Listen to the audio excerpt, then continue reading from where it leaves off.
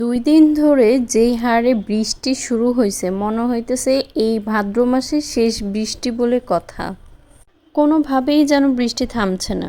একধারা বৃষ্টি চলছে। সকালবেলা ঘুম থেকে উঠেই এত পরিমাণে বৃষ্টি দেখে মনটাই খারাপ হয়ে গেছে। মানে যেদিন কোনো কাজ থাকে না সেদিন মনটা আরও বেশি খারাপ হয়ে যায় যে কি করব খুঁজে পাই না। আজকে যেমন এত বৃষ্টি দেখে কি কাজ করব সেটাই বুঝে পাচ্ছি না, অথচ কাজের পাহাড় আমার মাথার উপর। এদিক দিয়ে সকালবেলা ঘুম থেকে উঠেই নাস্তাটাকে করে নিয়েছি আর তারপর মাথা ঠান্ডা করার জন্য এই তেল দেওয়া শুরু করেছি। এই তেলটা দিয়ে অবশ্য আমি এখন পর্যন্ত তেমন কোনো উপকার পাই নাই, জানি না কেন। তবে এই তেলটা আমার এইটাই ফার্স্ট টাইম নেওয়া, ভেবেছিলাম ভালো কাজ করবে, কিন্তু তেমন একটা কাজ করে নাই। আমার কাছে কেন যেন একটু সরিষা তেলেরই স্মেল বেশি আসে, আর এই তেলটা দেওয়ার পর না মাথা দেখা যায় আঠা আঠা হয়ে যায়। মানে আমার কাছে ভালো লাগে নাই। যাই হোক, আমি কোনো ব্যাড রিভিউ দিচ্ছি না, এটা আমার ওপিনিয়ন্স। তো মাথায় একটু তেল দিয়ে এখন কি করব, সকাল তো ঘুম তো ভাঙলো, নাস্তাও হয়ে গেল, এখন কি করব, বাইরে এত বৃষ্টি। হ্যাঁ, এদিকে স্কুলে নেওয়াটা পসিবল না, কারণ এলেমকে নিয়ে বাইরে গেলে এলেমও ভিজে যাবে। তো এরা দুজন এখন এই যে ফোন নিয়ে বসে পড়েছে, কোনো কাজই নাই। আমি এখান দিয়ে একটু রান্নাবাড়া করতে চলে আসছি, ভাবলাম ওরা বসে বসে মোবাইল দেখতে থাক, আমি একটু রান্নাবাড়া করে নিই। এখন আবার কেউ বললেন না বাচ্চাদেরকে কেন ফোন দিয়ে রাখছি। আসলে দুইটা বাচ্চা যে একসাথে ম্যানেজ করে সেই বোঝে যে যখন যেটা দিয়ে ম্যানেজ করা যায় আমার জন্য সেটাই ভালো।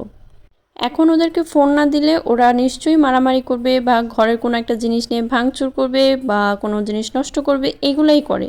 তো ভাবছি রান্নাটা যেহেতু করব, অ্যাটলিস্ট রান্নার সময়টা যেন এরা দুজন ঝগড়াঝাটি না করে সেই ব্যবস্থাই করা হোক। আর এদিক দিয়ে হায়দিক গাছে জবা ফুল ফুটেছে দেখেছে, ও আমাকে না বলেই বের হয়ে গেছে জবা ফুল ছেঁড়ার জন্য। ওর যে কী পছন্দ এই জবা ফুল। আমার গাছে যখনই জবা ফুল ফোটে ও একটা না একটা ছিঁড়বেই। তো ও একটা ছিঁড়ে জিজ্ঞাসা করছিল আম্মু আরেকটা ছিঁড়ি, আমি যখন না করলাম সে আবার আবদার মেনে গেল, আর তারপর সে ফুলটা তার কানে পরে নিল। এতে করে কিন্তু বেশ সুন্দরই লাগছিল ওকে, তাই না?